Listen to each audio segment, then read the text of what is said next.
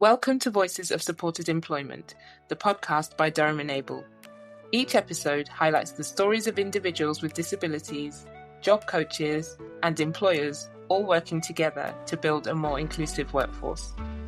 We explore the impact of supported employment, showcasing how job coaches empower individuals and how employers can create disability-confident organisations. Join us as we break down barriers, inspire change, and work towards a future where everyone can thrive in the world of work. Welcome back to the podcast. This week, we begin a two-part series focusing on the 12 core values of supported employment, and we discuss what each of the values means for and in our practice. James Merrington, who is one of our in-work support and training officers, joins me for a conversation that gives greater insight into not only how we do our work, but more importantly, an understanding of the values that guide our practice as a whole. James, welcome to the podcast. Hello, Bambi. How are you? James, I'm very well. Thanks, yourself. Yes, I'm good, thanks. Good, thanks for joining us today. No worries. On this fantastic podcast by Durham Enable. Yeah, looking forward to it. The 12 values. Yeah, we're going to be talking about the 12 core values of supported employment today. But before we get into that, do you want to introduce yourself and tell everyone who you are and what you do?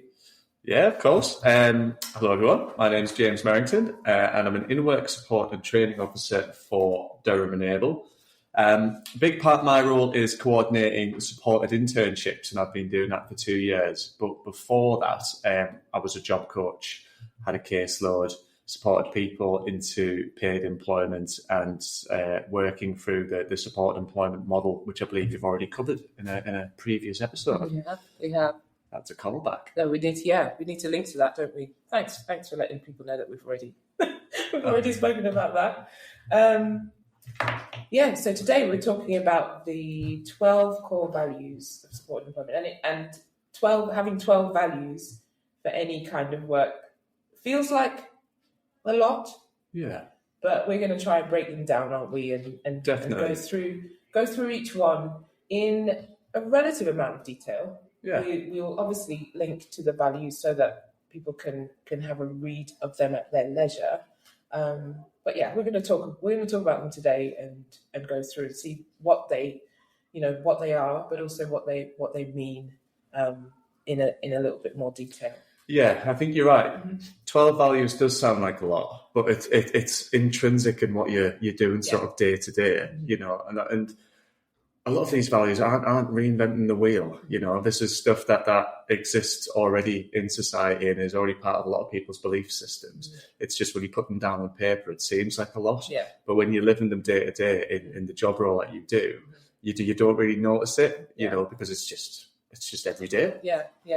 And I think I'm finding as well that actually when as I'm working and as I'm supporting, job coaches to do their work and things that I come across, I'm always thinking, okay, which value does this scenario link to? So you're not necessarily thinking, I've got to remember and do all 12 every day of my work, but actually you're constantly thinking, well, which one am I focused on in this particular situation? Exactly, yeah. Very much linked to the model in the different sort of 5 stages of employment as well, aren't there? But there is some that run as an undercurrent through the whole model as well, yeah. Yeah, absolutely. Okay, well, let's make a start then. Core value number 1. So core value number 1, people with disabilities and or disadvantages can make a positive contribution in the workplace. So that's the first value. Well, of course they can, Bambi. Positive contributions, I don't think, should be measured by how much support someone needs to make that contribution in the workplace. We put that support in place to ensure that someone can make that contribution. And it's something that when I speak to employers, you really got to try and get across when you talk about job coaching and work support in particular, of who's making that contribution. And it's trying to get through to them that the job coach is there to aid that process and to aid the training and to work alongside an individual, but not there to do that job for someone. So, of course, someone with a disability can make positive contributions in the workplace. Yeah. Those contributions should be measured equitably and not equally. We shouldn't have the same expectations for every single member of staff. Someone might need a little bit of support, but it's about putting that support in place to ensure that contribution can still be made. Yeah. And I think through that value, we're telling the job seeker as well that you can make a positive contribution. Of course, The stories of a lot of the people that we work with, where they haven't had positive experiences of work, or they may not have been told positive things about themselves and what they can do.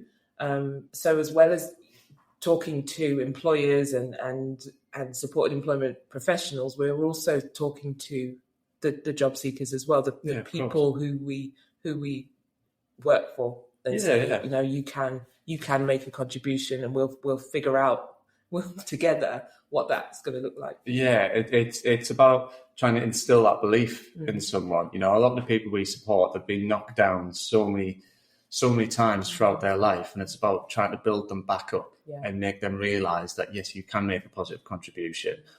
However small that might be, you're still making it. Yeah. And you can still be valued in a team, valued in a workplace, and valued in society. Yeah. That's it. Yeah. That is the truth, and that is what we stand for. Certainly is. Number 2, core value number 2. So core value number 2 is that people with disabilities or disadvantages should have access to a real job where they have the same working conditions as their colleagues. They are paid at the same rate as their colleagues. They have the same employment rights as their colleagues as well. And again, like the previous value, of course they should. Someone moving into a paid role who's got a disability shouldn't have a different experience as to someone who doesn't have a disability. I summarise this by saying it should be a real job in a real workplace with real colleagues. This isn't some made-up job that they're moving into. It's a real job role that is paid at the same wage because they're making the same contribution as someone else. They just may need a little bit of support to make that in the workplace. And do you think that has come from, I suppose, a historical view that people with disabilities can only do so much? I think a big part to blame you could potentially say is sort of the volunteering sector. And I think a lot of people with disabilities have been pushed into the volunteering sector. The amount of people I've supported who have volunteered in charity shops for years on years and years, they're working in retail. If they can do it there where they are unpaid, but they're still respected by their colleagues, they are valued for the positive contributions that they make, well, why can't they do it in a paid capacity? What we have to blame for that is we've got a bit of a broken recruitment system, I think, in this country where we screen people based on how they answer 6 questions on the day, rather than looking at their experience and rather than giving them the opportunity to prove what they can do.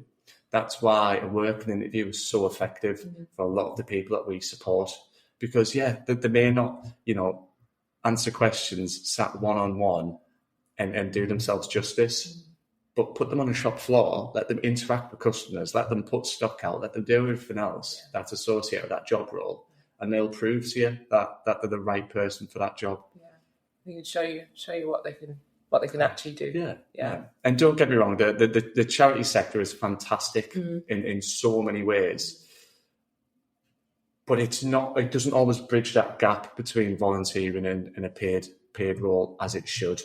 If someone falls into volunteering, they can become stuck in that trap where suddenly 10, 15 years have gone by and it's the safety blanket. When we're trying to encourage people into a paid role, it suddenly becomes scary because you're trying to take them away from that safety blanket and you're trying to introduce them to something new. But actually, you're introducing them to the same job. And the expectations should be the same. If you're if you're volunteering or in paid work, moving into paid work shouldn't create a sense of fear around the fact that, if I'm being paid now, then the expectations will be, different from being in a charity shop or whatever. You're doing the same job in a different environment. Yeah. Potentially on a larger scale, and it probably will be on a larger scale. There'll be more colleagues. Yeah. There'll be more traffic in terms of customers. But, there'll be other jobs. There's other sectors out there where people volunteer in them, doing administrative work. Well, why can't they do that in a paid capacity? Yeah. They've got the skills there, they've got the ambition, they've got the motivation. So why can't they bridge that gap and move into paid employment? Great. Core value number 3. So core value number 3. So there's a zero rejection philosophy of supported employment. So that with the right job and the right support, everyone who wants to work can work. I think for a lot of services, zero rejection can often get sort of confused. Zero rejection is all about working with people who are motivated, I think, motivated to find sort of paid employment. We don't screen someone in terms of a diagnosis. I think it would be particularly unfair in the world we live in right now to be saying that someone needs a diagnosis to interact or to receive support from a support employment service. Some people have spent months on waiting lists, if not years, to find to get a diagnosis for something that they already identify as and already feel within themselves. So what zero rejection actually means is that we need to work with those who are motivated to find work. And then we build support around that. And that motivation is the key word there. They need to be motivated to find work. Because that's the thing that if someone doesn't want to work and they're comfortable, we can't support that as a support employment service. It also means that, we don't look at disability in terms of a severity scale. No one is ever, quote unquote, too disabled to interact with a support employment service.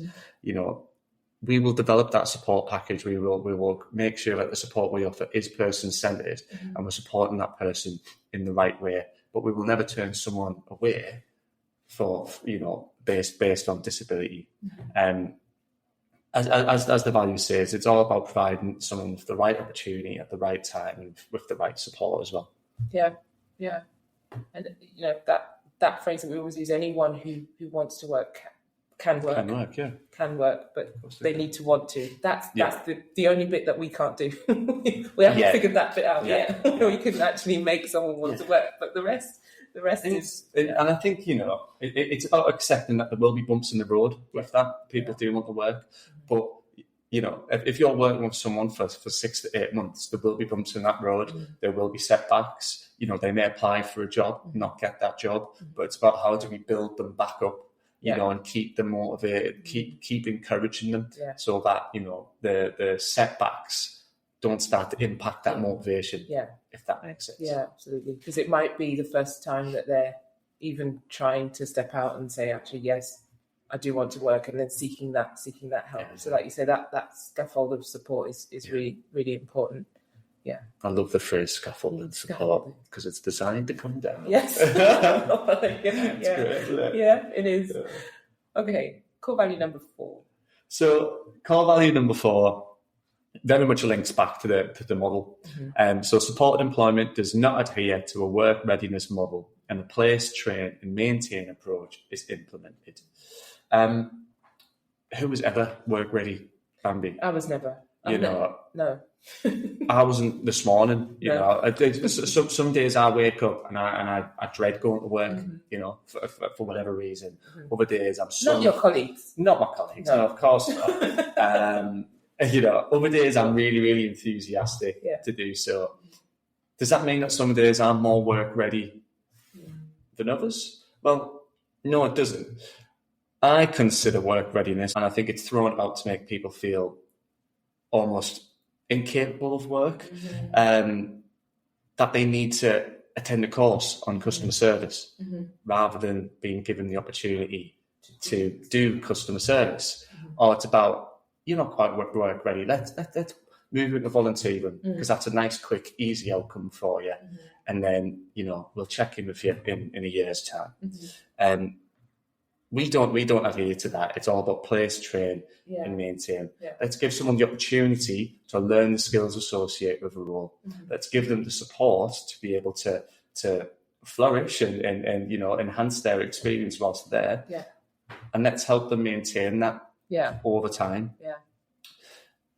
One of the best analogies I can think of to summarise that place, train, and maintain is, how do you learn to drive? You don't learn to drive by reading the book or going on a course for 6 months. Technically you do, but the idea is you learn to drive by getting behind the wheel of a car. By having someone there who guides you, who can help you rectify mistakes as you make them, and ultimately helps you to achieve that ambition of being able to drive. Our model is the exact same in the workplace. Let's place someone in that job. Let's give them the training, the support that they need to be able to make it work. Yeah, absolutely. It's self-explanatory. When you say it, James, it makes perfect sense. Yeah, it's almost like I do this for a living. Almost. Let's talk about core value number 5. So, core value number 5, and I often think that this is the most misinterpreted value of all the values, is that job search should happen at the earliest opportunity. Let me ask you a question, Bambi. Why do you think I think that it's the most misinterpreted value? Well, I think that you think that it's the most misinterpreted value because maybe job coaches would think that they have to find work on day one of meeting the job seeker. Exactly that. It's like I read your mind. Yeah, of course. It's almost like practice, isn't it? Yeah. It's misinterpreted because I think when you say the word job search, immediately people's minds go to sitting behind a laptop, on Indeed, on LinkedIn, applying for every job that they see that they're interested in. Well, job searching by the values, it doesn't mean that. Job searching at the earliest opportunity, it starts with a conversation about work. So what are someone's interests? What are their aspirations? What are they hoping to gain by being a part of your service, by interacting with the support employment service? That's job searching. It's you can only start to build someone up and prepare someone to move into paid employment by having those conversations. If you spend the first 3 months talking about their interests, talking about Xbox and everything else, that's 3 months wasted. Yeah. Services still need to be able to move people into paid employment, and so that job coaches can work with more people. So job searching needs to start at the earliest opportunity, and it starts with that conversation around paid work. What's someone's experience of paid work prior? What's their work experience been? How do they feel about paid work? It's not like, let's get the laptop out, let's get your CV sorted, and let's get you on Indeed. That doesn't work. Yeah. And I think what you learn is that actually scares some people off. It's too overwhelming. You need to ease into it. And just having that conversation around paid employment is job searching at the earliest opportunity. And I think that's sometimes where the confusion can come from with the job coaches. Well, how can I start job searching week 1? Yeah. You're doing it, but you don't realise that you're doing it. When you're doing that vocational profile, that is job searching. And everything else that follows from that is job searching, job matching. Yeah.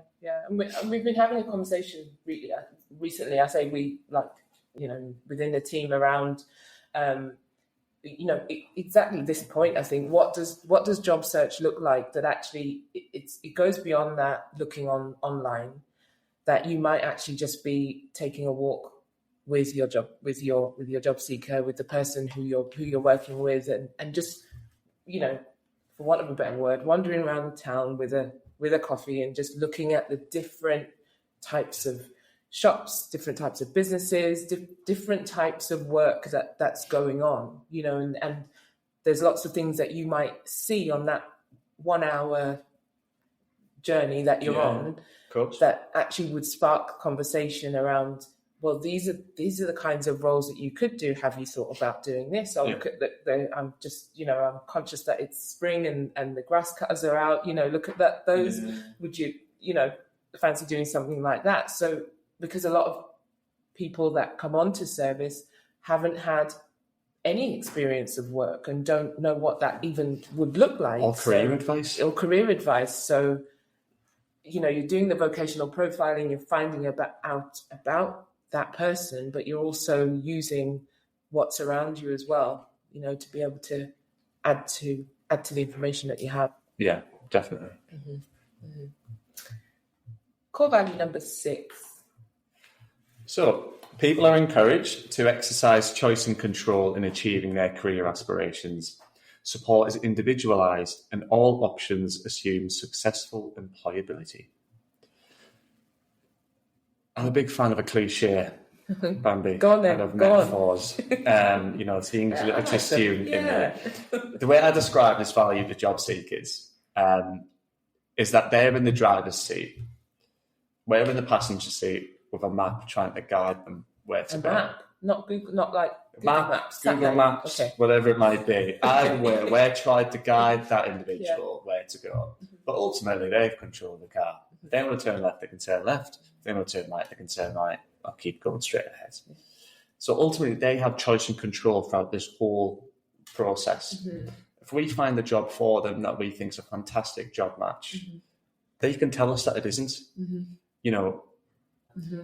We don't put the expectations on people that they need to be applying for 20 jobs a week. What we are doing is trying to guide them and trying to job match with them effectively by saying, here's a job, why don't we go have a visit? Or you don't want to have a visit, why don't you want to have a visit? Okay, well, why don't we explore another option? And that's what choice and control is all about. Now, when we're talking about support being individualised, we're talking about providing a person-centred level of service. A service that's built around the individual. If we take autism, for example, it impacts everyone completely differently. You can't provide the same service for one autistic individual as you do another. Because it won't work. You've got to take the time to get to know them and to find out what style of job coaching is going to work for them. If that makes sense. Yeah, it does. Around the conversation around choice and control, I understand what you're saying.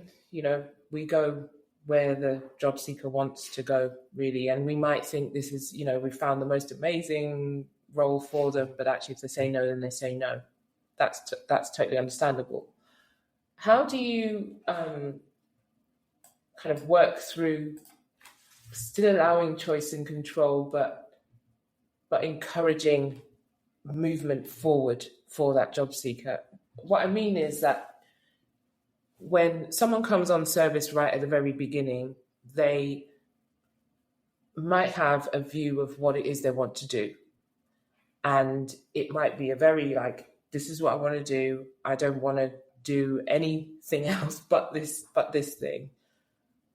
Would you say there is scope for job coaches to still be introducing new things and saying, well, actually, yes, I totally understand that you want to do this one thing. I can't think of anything at the moment, this one thing. But actually, have you looked maybe around that sector? Have you looked at other roles that you I think that's something as a job coach that can be quite challenging. I've worked with people in the past who are really, really interested in, being a footballer. Yes. Unfortunately, that isn't the reality for that individual. So let's go football adjacent, and we've done some fantastic work with local football clubs of people who are interested, whose main passion in life is football, looking at grounds maintenance, looking at hospitality days, looking at working on the turnstiles, stewarding, security, whatever it might be. But what you're doing is you're trying to incorporate their interest, incorporate their passion in something that is tangible, something that is achievable for that person and in that person's life at that moment in time. As a job coach, we should be providing that information, advice and guidance, and we should be encouraging people. But I think that choice and control, it's all about empowering people. to feel like they can make the decision, to make them feel like they can say no. I think for a lot of people we support, they've been dictated to for a lot of their life, whether that's through education, leaving education, they've had parents, appointees, whoever it might be, making decisions for them. And what we say here is, no, you're in charge of your own life, but let us help you, let us guide you to be able to make the right decisions for you. Yeah. And that information, advice and guidance part is really important, because actually you can't make a choice if you don't have choices in front of you. If you've only got one option, that's not necessarily a choice. And I think that's what I'm trying to get at, is that, that, like you say, that footballer, okay, how many of people are going to make it to being, in the Premier League or whatever, but actually adjacent to that, there are literally hundreds of jobs that run alongside that. I think equally, we support people who have no idea what they want to do, which is often even more challenging because you're literally starting from nothing. Well, then it's about, okay, what skills do you have? What are you really good at outside, in just everyday life? And then trying to match that with a job that uses those similar skills, still providing that information, that advice and that guidance and that encouragement, but you're matching based off their pre-existing skill set rather than their interests. And then their interests come later. And a range of jobs you're matching, and then then you have choice, don't you? And you can say, no, I definitely don't want to do that. I'll do something else. Yeah, definitely. Great. Number 7. So I keep saying so before everyone. Edit that out. That's a good word. There is genuine partnership between the person, their family carers, employers, community support, and the provider of support employment.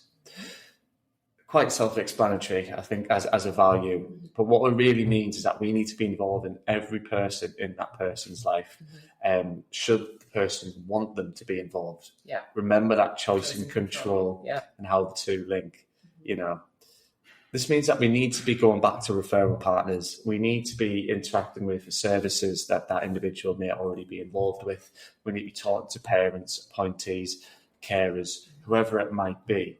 And I think as a job coach, it helps to create a more holistic delivery of support. What you're saying is right. That we do need to be involving people, and the people that we support, some of them, quite a few of them, will continue to need the support. Through education and all school life. There have potentially been education, health and care plans which have involved parents, carers, all manner of different health professionals, everyone who's involved with that person.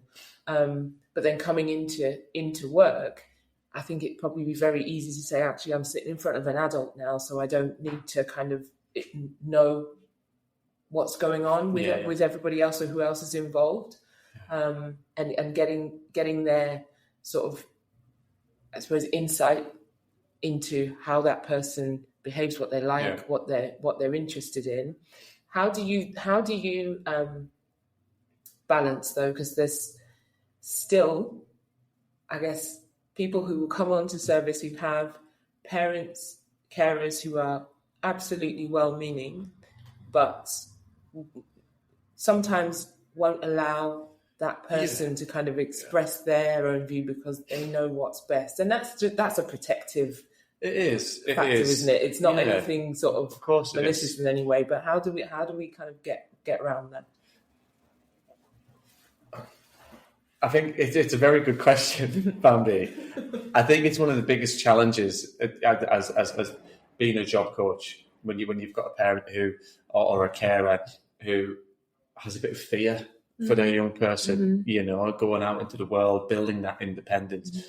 We see it a lot when it comes to independent travel training. Yeah. Oh, well, so-and-so can't get a bus. Yeah. Well, if so-and-so tried to get a bus, have they been supported to try and get a bus? Yeah. Let us support him or her, to be able to become an independent traveller. And I think it's about providing sort of options. It's about not dictating. It's about respecting that, this person might be, they're a loved one, they're their loved one. Yeah. And what we're proposing is a massive change in that person's life. I've supported people who are in their late 20s, early 30s, who still live at home with their parents, but they've been on benefits since they were 16, 17, 18. And that almost creates a comfort blanket. Yeah. Because what we're proposing is, let's get them paid. Let's get them into paid employment. Yeah. But there's a lot of anxiety wrapped up in that. Because oftentimes, and wrongfully, families need to fight for those benefits. We see the changes and stuff that's happening with PIP at the minute. It is very difficult to get PIP, and people have to jump through a lot of hoops, and people need to really justify why someone needs that support. And what we're saying is that side of things, could be at risk if this job doesn't work out, but we need to give someone the opportunity to try, and we need to ensure that they feel supported to try. So it's about building that rapport and building that trust. Yeah, and even though you've got this person on your caseload, you're actually, a lot of the time, supporting the family as well through the stages as well, aren't you? It's like, coaching them and helping them understand in the way that works for them. Yeah. So you are. And, it is one of the most challenging parts of being a job coach. And I think if you are a job coach, also be aware of your own limitations in that as well. I always think as a job coach that you're expected to be the jack of all trades, master of none. And you're expected to be knowledgeable in so many areas. But actually, you're not a housing officer. So make sure that you're looping the right people in. That you're bringing in other services to better support these families. You focus on the employment side. But if there's other things going on in that person's life that they need support with, well, make sure you've got the most qualified person involved to have those conversations. It links back to what we were just saying about that information, advice and guidance. As a job coach, you are trusted, and there's a lot of weight on the information that we give out. We need to make sure that we're giving out the right information to people's loved ones, to their families, their parents, their carers, whoever is involved in that person's life. Thanks for tuning in to Voices of Supported Employment. We hope you found today's episode inspiring and insightful. If you did enjoy it, please make sure you subscribe wherever you get your podcasts so you never miss an episode. And don't forget to download, rate, and leave a review. Your feedback helps us reach more people and spread the message of inclusion. Until next time, let's continue working together to create a workforce where everyone knows that they are safe, seen, and supported.